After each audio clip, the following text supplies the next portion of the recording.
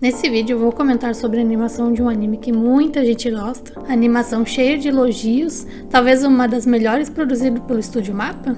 Vamos aqui destrinchar cada detalhe da animação de Jujutsu Kaisen.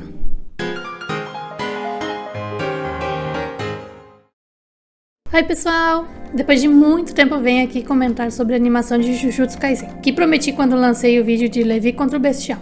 Aqui nesse vídeo o critério é apenas animação, não vou comentar sobre nenhum outro fator.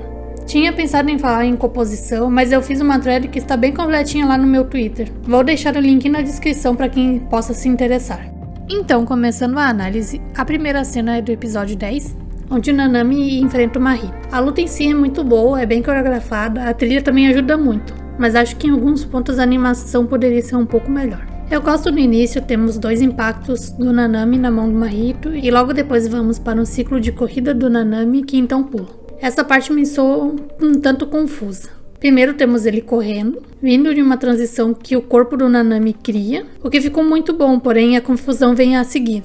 O Nanami dá um salto e fica um tempo no ar, mas essa parte eu acho que eles prenderam ele lá em cima para preencher um pouco da cena. Penso isso principalmente porque o loop do movimento da jaqueta do Nanami para e não se movimenta mais, e o próprio corpo dele não se movimenta. Eu não sei qual foi a ideia por trás disso, mas a minha opinião é que precisava ter trabalhado um pouco melhor. Talvez se o Nanami pulasse e caísse normalmente, fosse mais eficiente, e então continuasse para a próxima parte onde ocorre o ataque do Mahito. Aqui fiz um exemplo para ilustrar melhor isso, apenas tirei a parte que tanto a jaqueta e o corpo do Nanami ficam parados. Ou então, se o problema fosse preencher a cena, o que eu acho que pode ser bem provável, apenas repetindo o movimento da jaqueta dele seria suficiente para tornar um pouco melhor.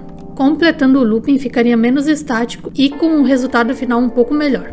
Quando disse sobre completar a cena, diversas vezes o animador só anima alguns frames e na composição eles repetem esses frames gerando um loop. Isso é muito comum na animação japonesa. Temos diversos exemplos disso onde eles se aplicam. Um exemplo clássico é as animações de cabelo.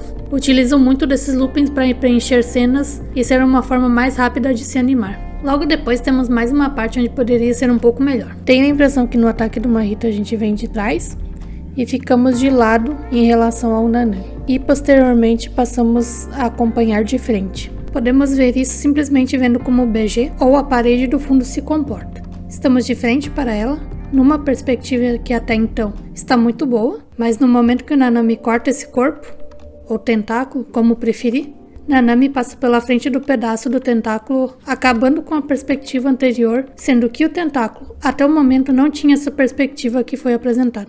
Em toda a cena eu tenho a impressão que o tentáculo está no primeiro plano, Nanami em segundo e o BG está em terceiro plano. E quando o Nanami corta o tentáculo, a parte cortada ainda deveria continuar na frente do Nanami, e não o Nanami passar pela frente do tentáculo. Uma coisa que eu gosto muito nessa sequência são as transições e a câmera que utilizam no início da sequência. Como eu disse anteriormente, temos uma transição bem rápida feita com o corpo do Nanami, e posteriormente a câmera abre um pouquinho para a chegada do Mahito, que solta sua habilidade e então a câmera fecha no alvo, que é o Nanami. Um plano sequência não muito longo, cerca de 9 segundos, mas que foi bem planejado e construído.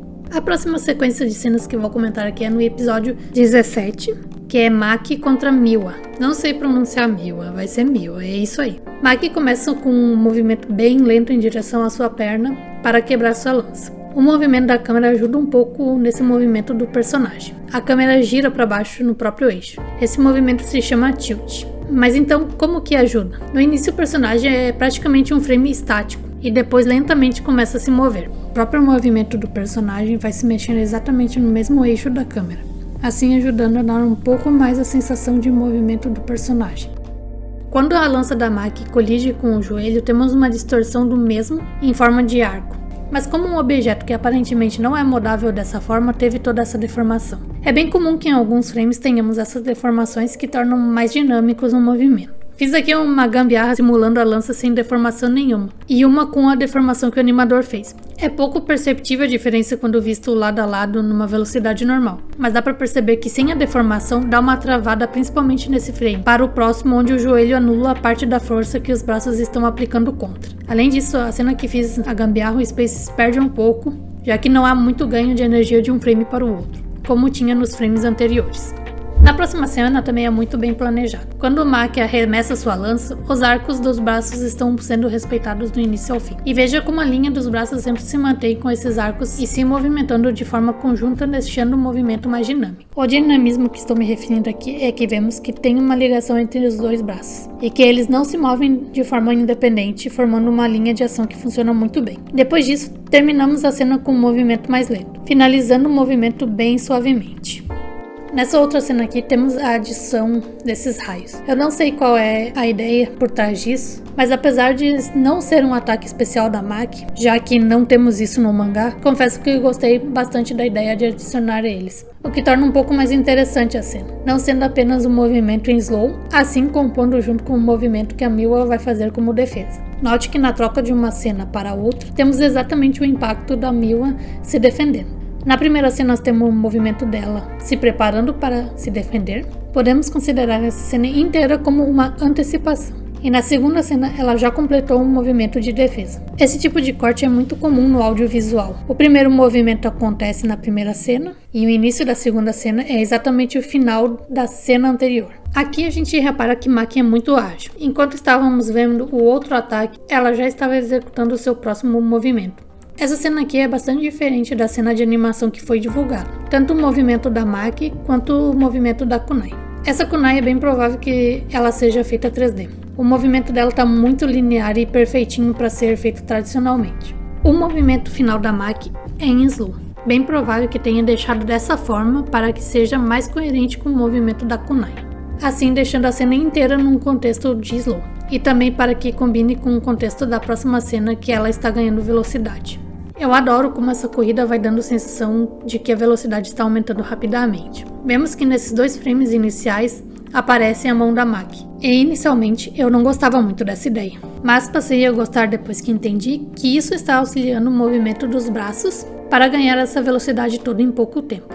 Depois cortamos novamente para Miwa, que são 2 defesas seguidas. A primeira que ela já está se defendendo e a segunda que ela está preparando para se defender do último ataque que a Maki vai fazer, um embate direto. O movimento de câmera também é bem interessante. Temos um pan revelando a informação da cena e por causa desse movimento temos um motion blur onde não vemos com tanta clareza o impacto da Kunai com a espada da Miwa e não exploram nenhum frame de impacto. Acho que isso pode ser justamente por não se tornar tão repetitivo, pois temos isso na próxima cena. Nessa cena temos o impacto da lança e da espada, ambas fazendo força uma contra a outra. Aqui Maki tem vantagem, porque quando ela corre em direção a Miwa, indiretamente ela está acumulando mais força que a Miwa para o impacto. Enquanto Miwa está parada, então ela vai ter que fazer muito mais força para absorver esse impacto.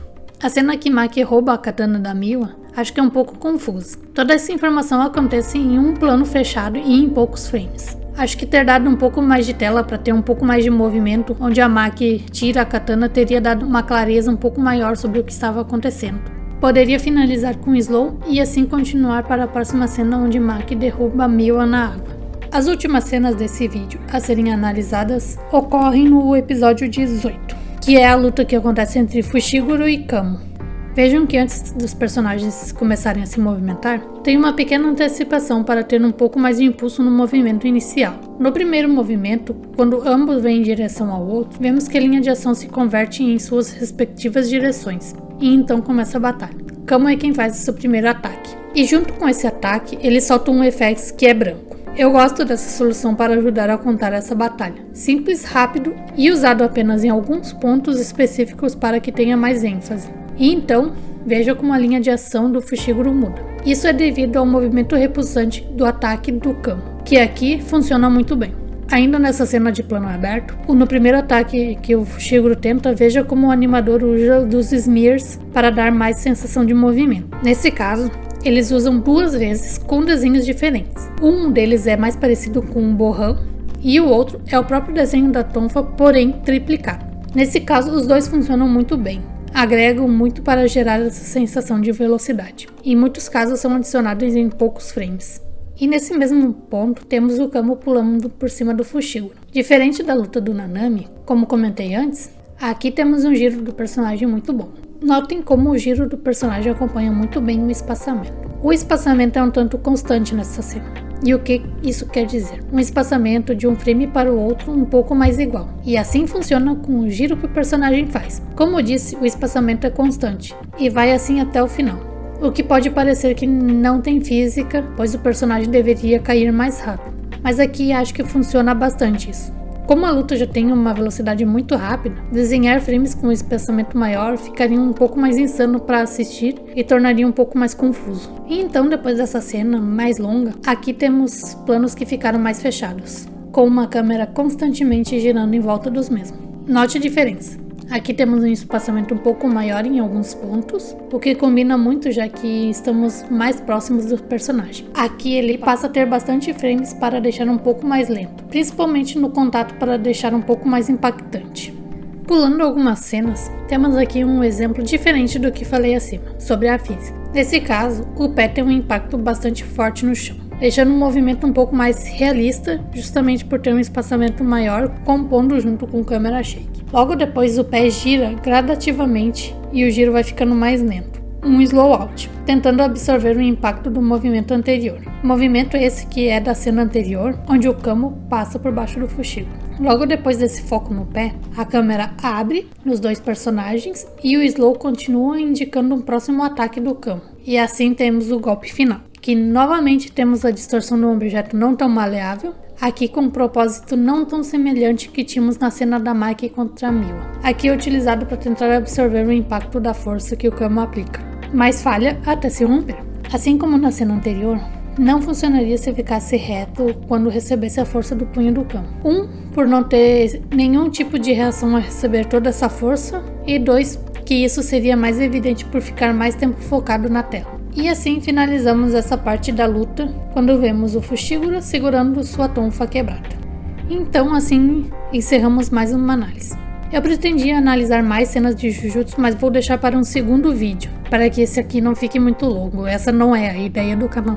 Então, se gostou dessa análise, deixa o like, compartilhem esse vídeo com as pessoas que gostam, ou até mesmo que não gostam e que possam vir a gostar desse tipo de conteúdo.